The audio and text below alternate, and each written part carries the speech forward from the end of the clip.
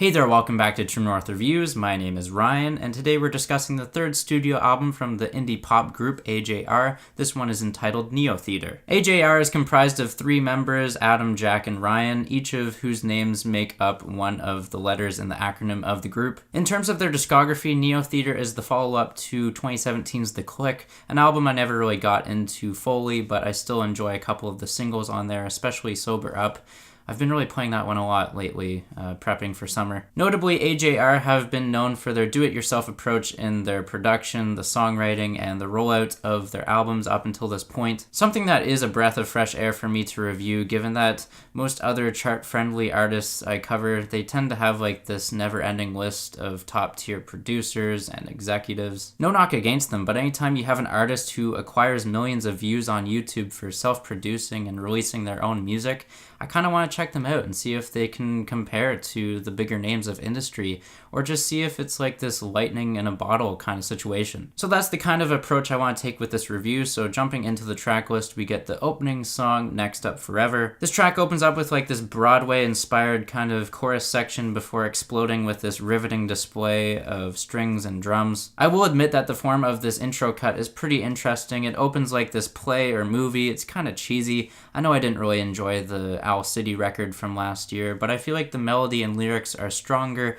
more relatable, and that's just because we all feel this fear of growing up. And yes, that can still be interpreted as pandering. I still don't think it's the most boring topic to tackle though. And definitely if it's paired with this cinematic feel and executed in an appropriate way, I feel like this record is still pretty intriguing to me at least. However, the second track, Birthday Party, kind of derails that expectation I had after the first song. I just feel like here the alien processed vocals are irritating. The chorus kind of feels like it's been lifted out of the Blurry Face era 21 Pilots. Very sterile and just pulling on a bunch of genres, and it's okay, I guess. Then the lyrics, they are really bland and stupid here. I feel like they're just checking off every cliche kind of box that they could possibly find, and then they're talking about every kind of hot topic of 2019 by no thought-provoking means.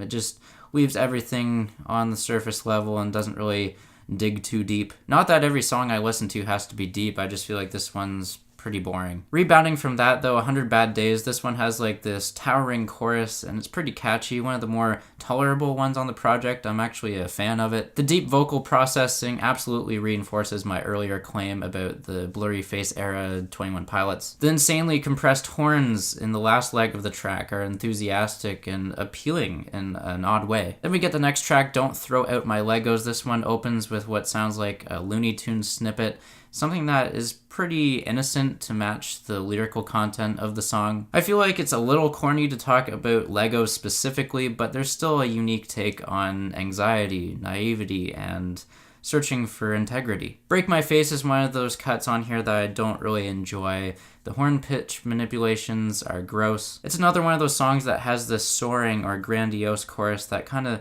misses the mark in my opinion. The falsettos are kind of revolting and it's almost on the same level as their song Weak from The Click. The 808s on here is just a weird meshing of trap, and the overall song, it would be okay if it were just the chorus melody without the falsettos.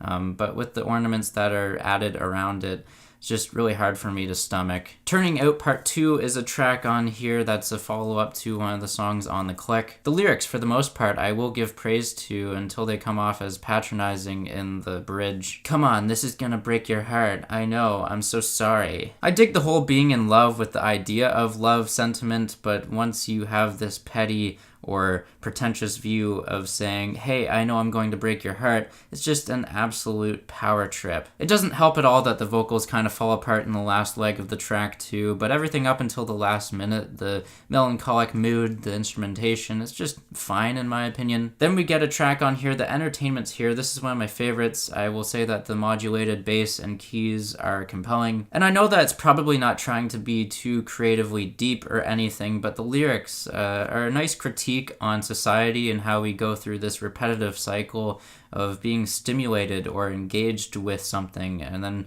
we use it too much, we kind of wear it out, and then we move on to the next thing before we get bored of that, all while trying to balance the introspection and seeking out the greater purpose of life. We're all just basically looking for that next entertainment high, and that's helping us get over the monotony of our day. Moving on from there, Karma is a song that has this throbbing pulse given by the drums and the strings. It's pretty dynamic, and it aids well with the energy of the track. It kind of makes me anticipate the next musical passage, but then I'm met with like this disappointment with the horrendously mixed and forgettable kind of cowbells, keys, and synthetic tones of 808s. Beats is a track on here that lyrically plays into the morality or coming of age narrative of the album, but it's way too repetitive, and it's pretty mediocre in its melody, rigid structure, and bland instrumentation. It just tries to beat the melody over your head a bunch of times until it's stuck in there, and then you'll be saying, "Help,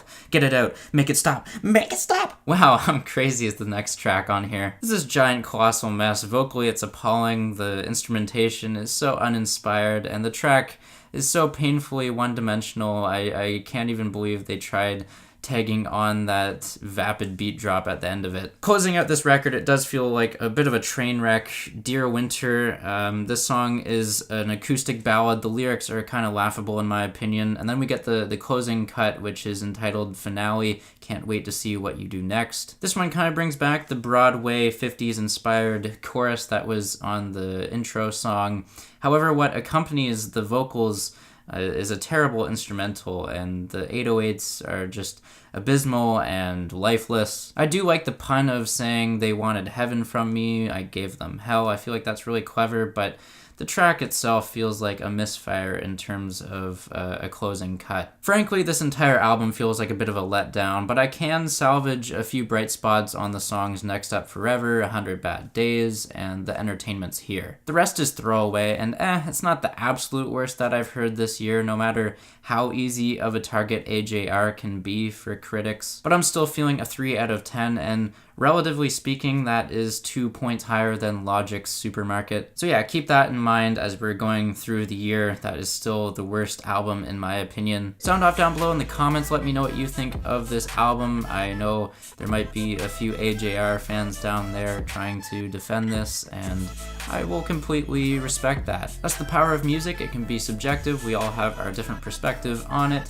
So yeah, leave a like if you like today's video. Subscribe if you're new in town. Thanks for watching, and as always, have a rockin' day.